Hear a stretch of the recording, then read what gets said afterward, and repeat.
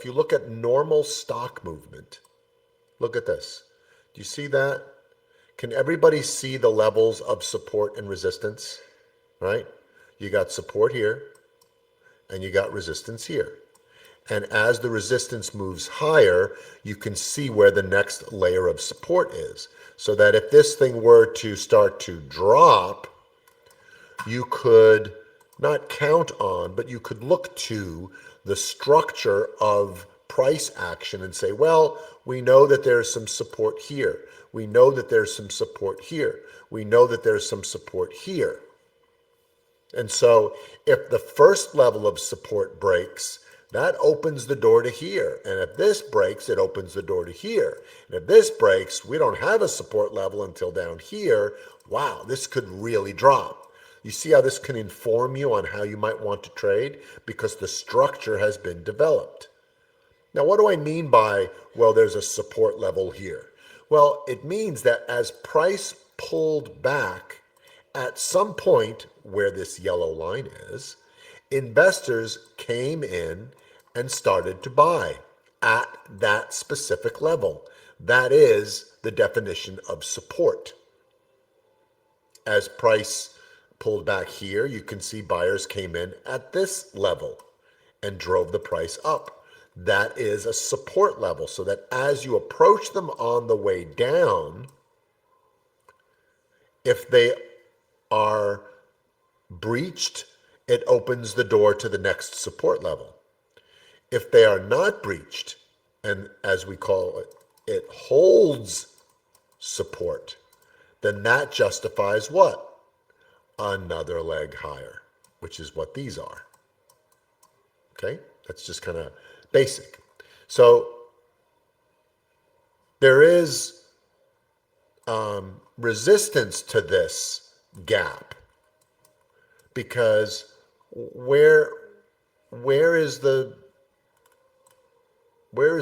the support and resistance levels? There aren't any. So then what was this? Was this just some weird overreaction to some news, some geopolitical something happening, or an analyst or something like that? What is it? Could this be, if you look at a gap down, for instance, let's just see if we can find a gap down.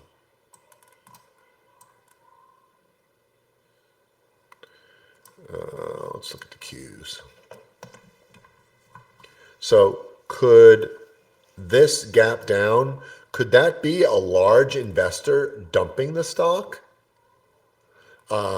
Maybe taking profits. You know, if this is a level here, you know what? The reason why this is a level called resistance is because they took profits here, bought it, and took profits there. Bought it, took profits there. Bought it, bought it, bought it. Where are they going to take profits? Good chance they might do it here. So if a lot take profits at once, that can cause, a gap down. Right? So this, there might be a feeling here that after it gaps down, well, you know what? We thought that there was going to be bad news, but there ended up not being bad news after all. Okay, good. Close the gap. So, anyway, that's some of the reasons, why stocks gap, and then why sometimes they get filled.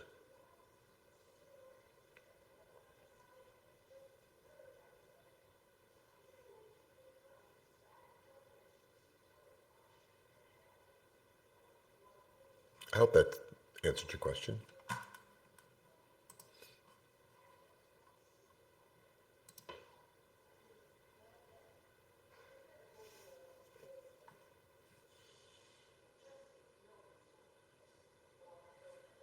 Let's see.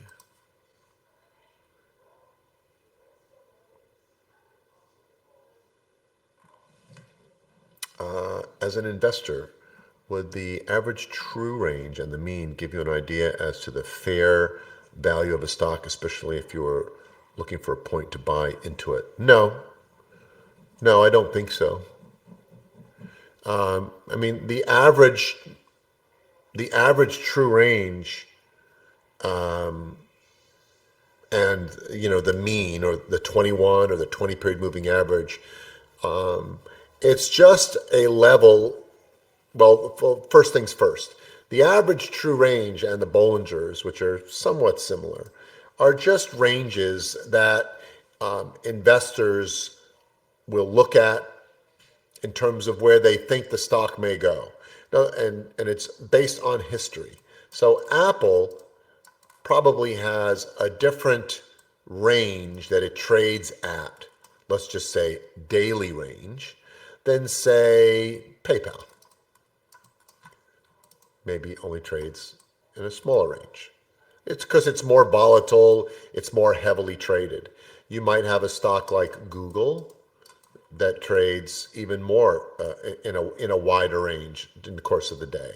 Well, if that's true, that's going to affect not just the day, but that's going to affect a weekly range, isn't it? Several days.